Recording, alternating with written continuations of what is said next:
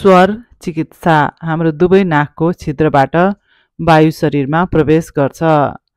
चन्द्र स्वरमा देब्रे नासिकाबाट वायु निस्किन्छ, तर सूर्य स्वरमा दाहिने नासिकाबाट वायु बाहिर निस्किन्छ।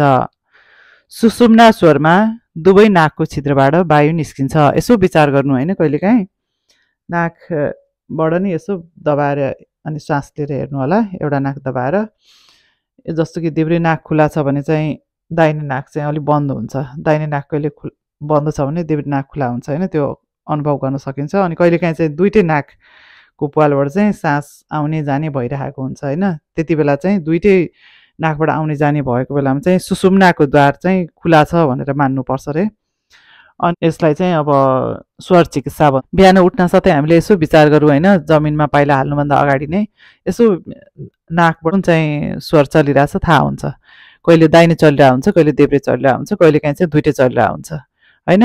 अनि जस्तो कि अब दाहिने नाक बन्द छ, देब्रे नाक खुला छ भने चाहिँ देब्रेतिरको गालामा यसरी हातले स्पर्श गर्ने, मुखमा पनि आधा यता स्पर्श गर्ने र देब्रे आँखामा पनि स्पर्श गर्ने। अनि त्यही देब्रे खुट्टा नै पहिले यो पृथ्वी मातालाई नमस्कार गर्ने होइन, म टेक्दैछु भनेर माफी माग्ने र नमस्कार गर्ने। अनि त्यसपछि देब्रे खुट्टा नै पहिले जमिनमा झार्ने, खाटबाट, पलङबाट, खाटबाट जेमा सुत्या छ, अनि त्यसपछि दाहिने खुट्टा झार्ने। तर अब दाहिने नाकबाट चाहिँ श्वास निस्किरहेछ भने चाहिँ दाहिने गालातिर यसो हत्केलाले सुमसुमाएको जस्तो गर्ने, अनि मुखको छेउ भागमा यसरी छोइदिने र आँखालाई पनि, दाहिने आँखालाई नै स्पर्श गरेर अनि त्यसपछि दाहिने खुट्टा पहिले जमिनमा राख्ने।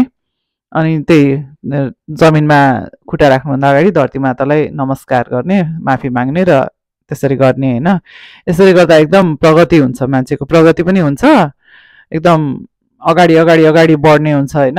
दिनदिनै गर्ने यस्तो के फाइदा हुन्छ भने दिनभरि एकदम राम्रो फिल हुन्छ। कुनै पनि शुभ कार्यमा हामी जान लागेको छौँ भने यसरी फेरि चेक गर्ने, दाहिने खुला छ कि देब्रे नाकको पोर खुला छ होइन, कहाँबाट वायुहरू निस्किरहेछ।